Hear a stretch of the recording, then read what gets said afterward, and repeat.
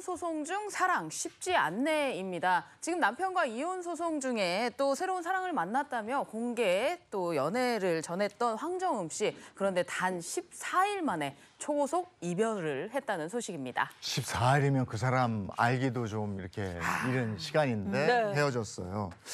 황정음 씨가 14일 만에 헤어졌다고 얘기한 거예요. 네, 맞습니다.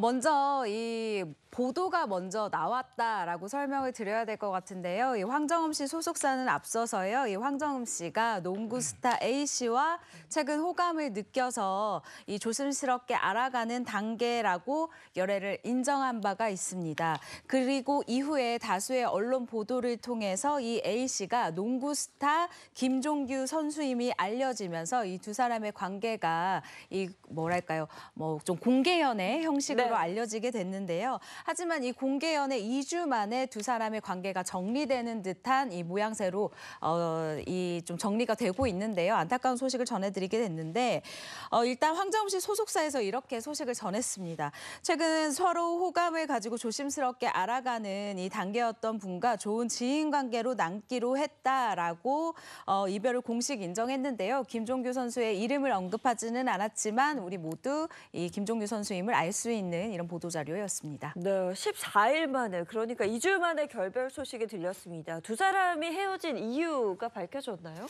밝혀지지 않았죠. 그 황정음 씨 소속사에서 이 이별 사유에 대해서는 확인해 드릴 수 없는 점 양해를 부탁드린다 이렇게 입장문을 냈어요. 그럼에도 불구하고 계속해서 좀 관심을 받고 있고 여러 추측이 나오고 있는데 이제 그 중에서는 일각에서는 이 황정음 씨가 지금 남편과 이혼 조정 중인 게 부담이 된 거 아니냐 뭐 이런 해석도 있고 또 비슷한 얘기인데 일각에서는 또 이혼 소송 중에 섣부른 열애 아니었느냐 이런 얘기도 있고요. 또 일부 누리꾼은 두 사람들 좀 별로 어울리지 않았어 이러면서 또 악플을 달기도 했어요. 근데 저는 두 사람이 뭐 열애를 하든 헤어지든은 사생활 문제인데 이거 왜 꼭 누가 이렇게 사귀면 둘이 사귀지 마, 어울리지 않아 이것까지는 악플이죠. 네, 조금 자제해 주시면 좋겠습니다. 네, 이혼 소송 중에 찾아온 열애와 결별. 어쨌든 이미지에는 좀 타격이 있겠어요. 네, 그렇습니다. 이 황정음 씨의 열애는요, 항상 이 좀 대중의 관심을 받아왔었는데요. 현재 이혼 소송 중인 남편과의 열애, 그리고 결혼, 그리고 이 재결합, 그리고 다시 한번 이 새 사랑까지 그간의 사생활이 황정음 씨는 유난히 많이 노출이 됐었던 스타예요. 그때마다 황정음 씨 같은 경우에는 이 특유의 솔직한 이 성격을 굉장히 좀 유감없이 볼 수 있었던 모습이었는데 숨기지 않고요. 정면 돌파하는 모습을 보여줬습니다. 하지만 이번에 이 2주 만에 이별하게 된 지금도요. 이 황정음 씨 사생활 관련 이슈 이번에는 조금 침묵하고 있는데 연일 사생활 이슈로 시끄러웠던 황정음 씨가 어떻게 이번 이 난관을 타파할지 좀 뭐랄까요, 좀 대중의 이목이 집중되고 있는 상황입니다. 네, 알겠습니다. 이어서 두 번째 연애 소식 바로 전해주시죠. 네, 연애라이브 두 번째 소식은 코스닥 상장은 아무나 하나입니다. 가수 홍진영 씨가 소유한 회사가 코스닥 상장을 또 추진하고 있는데 이에 갑론을박이 펼쳐지고 있어서 그 이유에 대해 관심이 쏠리고 있습니다. 네, 홍진영 씨가 요즘 TV에 잘 안 나온다 했더니 사업가 쪽으로 영역을 넓혀가고 있었는데 화장품 사업을 했다고요? 네, 화장품 사업 했습니다. 2022년 1월에 자본금 이제 기준이죠. 그 22억 5천만 원으로 설립을 했는데 이 홍진영 씨가 그 세운 1인 기획사가 있어요. 그 1인 기획사가 100% 지분을 보유하고 있다고 알려지고 있습니다. 사실 이제 홍진영 씨가 이 화장품 사업 시작한 거는 방송 2018년에 한 방송으로 거슬러 올라갑니다. 여기서 이제 홍진영 씨의 어떤 이제 예쁘게 생겼잖아요. 그 메이크업 제품이 화제가 됐고 또 다른 제품을 저 이거 써요 이렇게 소개를 했는데 그게 매진이 된 거예요. 그걸 보면서 이 화장품 세계의 매력에 빠져들었다고 해요. 그렇게 해서 화장품 사업 시작해서 브랜드도 지금 한 2개쯤 가지고 있는데 그리고 지난 5월에 그 2024 코스모 뷰티 박람회도 열렸거든요. 그 박람회 하면 이제 기업별로 부스를 운영하잖아요. 이 부스에도 홍진영 씨가 직접 나가서 열심히 제품이 뭐고요? 제가 이렇게 써보면요. 이러면서 시연 모델로 나섰다. 이런 얘기가 전해졌었죠. 가수 홍진영이 아닌 사업가 홍진영. 마음가짐도 좀 다르지 않을까 싶은데요. 네, 홍진영 씨 같은 경우에는요, 이 무대에서 서는 가수잖아요. 그렇기 때문에 조명도 받고 이 관객들이 직접 마주하고 있기 때문에 화장을 매일 할 수밖에 없었다고 합니다. 당연한 이야기죠. 신인 때부터 매일 화장을 하고 있는데 그렇기 때문에 다양한 화장품을 매일매일 얼굴에 많이 발라봤었다고 해요. 흔히 말하는 비싼 화장품부터 그리고 이 저렴이로 불리는 이 좀 저렴한 화장품 그리고 아주 유명한 화장품부터 유명하지 않은 화장품까지 많이 발라봤는데 이 홍진영 씨 같은 경우는 그 화장품에 대한 사랑을 우리가 또 알 수 있었던 부분이 있었어요. 그 한 방송에서 술을 마시는 이 모습이 보였는데 목까지, 그러니까 전체 몸이 빨개졌는데 얼굴만 하얘가지고 이 많은 여성분이 도대체 홍진영이 바른 저 화장품이 뭔데 저렇게 얼굴이 하얗냐. 나도 저거 바르고 싶다라고 해서 난리가 한 번 난 적이 있었거든요. 그때 홍진영 씨가 딱 깨달았다고 해요. 이게 연예인의 파급력이구나. 내가 정말 좋은 제품을 소개를 해야 되겠구나라고 생각을 했다고 하거든요. 그러면서 화장품을 소개를 할 때 내가 직접 부딪히지 않을 거면 진짜 내가 이쪽에 발을 들이지도 말아야지라는 마음으로 화장품 사업을 시작하게 됐다라고 소개를 했습니다. 근데 이 화장품 회사가 지금 코스닥 상장을 앞두고 있는 모양인데 코스닥 상장 조건에 맞으면 그냥 상장하면 되는데 뭐가 문제가 있어요? 일단 지금 당장은 아니고 이제 밝힌 것으로는 2026년 하반기에 상장하겠다.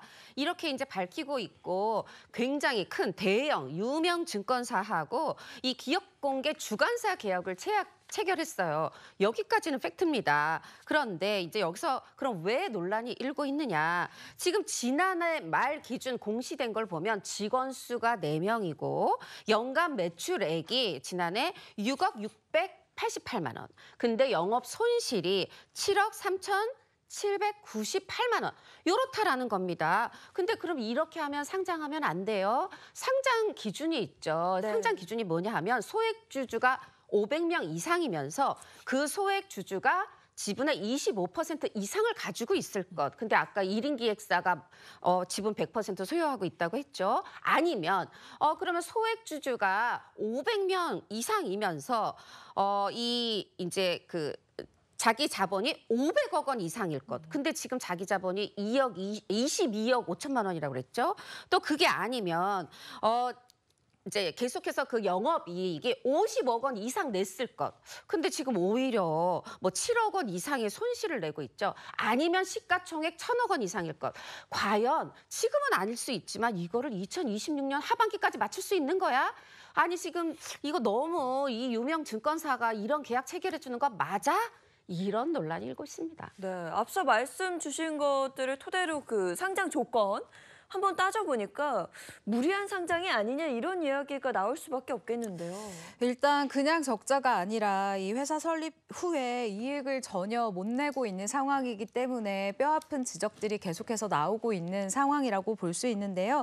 일단 지난해 이 영업 손실이요. 7억 3,700여만 원이라고 하고요. 그리고 또 전년도에는 3억 4천여만 원입니다. 그러니까 일단 2배 이상 이 영업 손실이 늘어났다라고 네. 볼 수가 있는 상황이죠. 사실 이 코스닥 상장에서 중요한 이 요건 중 하나로 꼽히는 것이 이 경영 평가 그리고 시장 평가인데요. 이 부분에서 낙제점을 받을 수도 있다라는 이야기도 나오고 있기 때문에 조금 상장이 어려울 수도 있겠다라는 평가도 나오고 있습니다. 하지만 말씀드린 것처럼 2026년 하반기이기 때문에 홍진영 씨 이때까지 좀 열심히 달리시면 가능성이 없지는 않다라고 이야기를 할 수 있겠네요. 이게 화장품 회사인데 회사 직원이 4명이면 상당히 소규모네요. 그렇죠. 근데 이 4명으로 가능한 이유가 있다고 그래요. 바로 제조자 개발 생산 방식을 채택하고 있기 때문인데 이게 ODM이라고 하는데 말하자면 그 화장품 공장에 뭐 내가 다 개발한 다음에 이거 만들어줘서가 아니라 어머 나 이거 만들고 싶은데 이러면 그 개발부터 생산까지를 다 해주는 그런 회사들이 있다는 거죠. 그래서 이렇게 소규모로도 직원 4명으로도 운영이 가능하다 하고요.